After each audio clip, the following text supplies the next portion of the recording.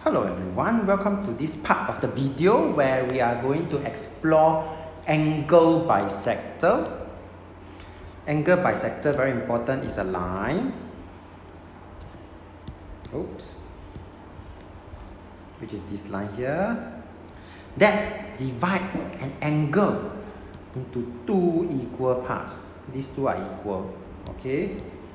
So equal parts, equal angle.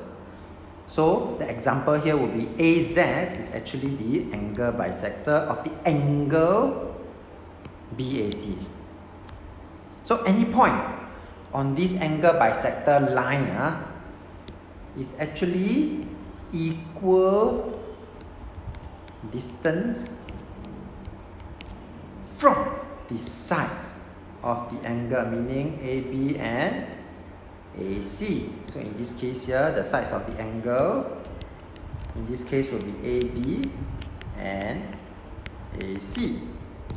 And the abbreviation, angle, this is the symbol for angle bisector, we have to spell it out. And that's the end of this introduction. Alright, so if you like this video, do give it a thumbs up. Thank you for watching and have a nice day.